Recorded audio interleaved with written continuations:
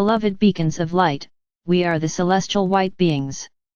We come forth and embrace you in love and bliss.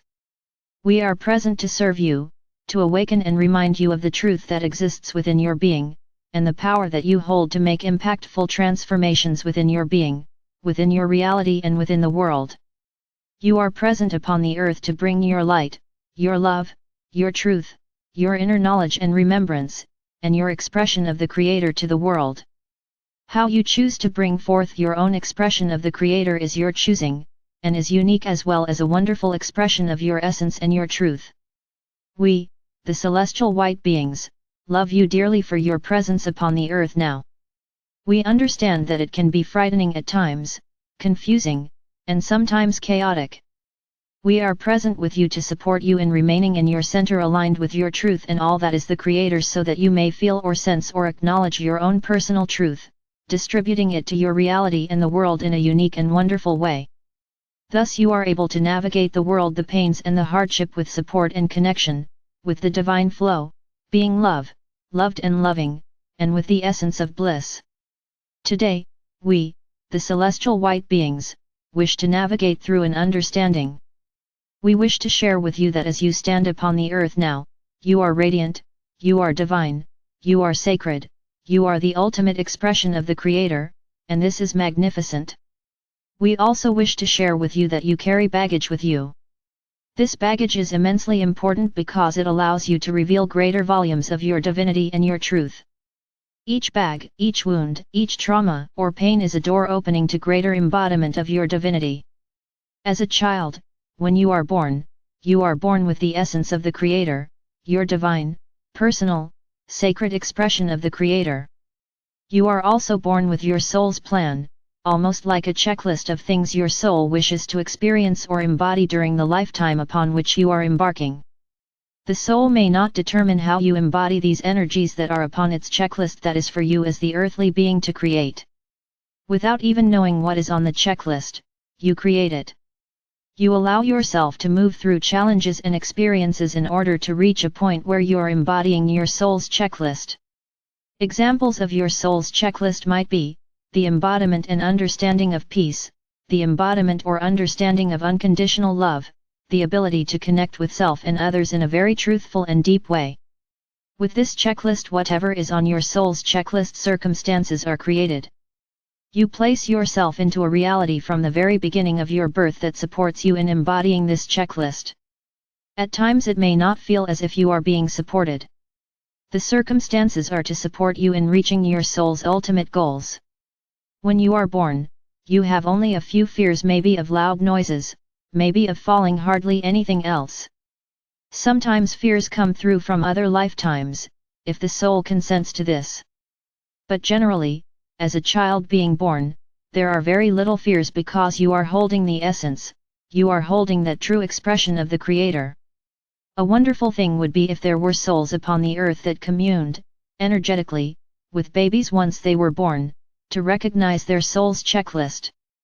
Maybe the parents would keep that with the child so that they can nurture and support the child in embodying that checklist. This would be most ideal, but as we gather, it does not very often happen. In the first 7 years as a child you are like a sponge, absorbing everything that everyone says to and around you. Even if they say something to you in joke form, not meaning for you to accept it, it is most likely that you will. You also accept the wounds of others. Your being is trying to learn so much that it is in acceptance mode and cannot clarify what is appropriate to accept and what is not. Your belief system is built. Once you pass through the age of 7, then you are able to use the tools that you have obtained. Sometimes these tools hold wounds, painful experiences that you have yourself experienced or that others have experienced around you. These are your tools to help you embody your checklist. When we speak of the inner child, we, the celestial white beings, are speaking of that essence, that divine Creator expression that is unique to you, when you are born onto the earth. Every child, every soul has this. Sometimes, as an adult, you are unable to connect with this. Maybe, for some reason or another, you have cut yourself off from it, you're not able to reconnect with that innocence, that playful nature, that sacred creator expression that simply is the creator. Other times you are still able to connect with that. That energy fills your childhood, whatever occurs. We recognize the inner child as your childhood self, the childhood you experienced upon the earth from that moment where your soul created the checklist and chose your reality, upon the earth, where you were born into.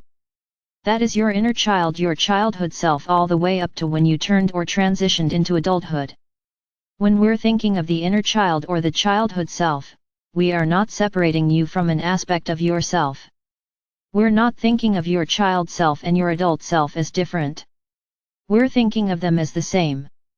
You may wish to use other words, divine child, soul child, or creator child, to encapsulate that creator expression that is present with you at birth. In many ways, when we use the term inner child, it is simply a label in the same way that we use the label creator or God. We are not separating ourselves from the creator, although, to some extent, using a label we are, but in order to navigate the physical reality there is a need for labels, at this time. Your inner child, your childhood self, the childhood that you experienced, is a very integral and integrated part of your being. As you stand here now, whether you have experienced healings or releasing of wounds or not, the childhood that you had has a very impactful influence upon who you are right now. By healing or revisiting wounds, you are able to release them and free yourself from their presence, therefore making it lighter and brighter for you to stand, now, in existence. In many ways, your spiritual growth is not, essentially, about connecting with the divine. It is valuable and that connection is immensely important, however, releasing baggage and old wounds that are stuck within your energy field, actually allow you to connect with the Creator automatically and with greater power. Imagine that you are able to fly, and the flying is freedom, but you have weights upon your body that are holding you to the ground. You might be able to fly for a little while, but these weights bring you back to the ground. Now imagine that each weight is a wound or stuck energy or a belief that no longer serves you. As you rummage through these and release them, you accept them or acknowledge them or bring love to them and let them release in their own way, then it is like you have released a weight. All of a sudden, you are able to fly without any weights, and you automatically receive and experience your spiritual growth. It becomes so much easier because your perspective clears as well. You view your reality through your divine self, through your creator expression rather than through the wounds or pain or trauma which, even if you try to escape, they become your filter for the earth around you, causing you to react in certain ways. This is natural and normal. We place great value on releasing wounds, especially from childhood, because you will find that those wounds, from childhood, are the ones that still remain in your adulthood. Once recognized, your adulthood becomes very easy. We simply invite you to contemplate our words. We love you dearly. We are the celestial white beings.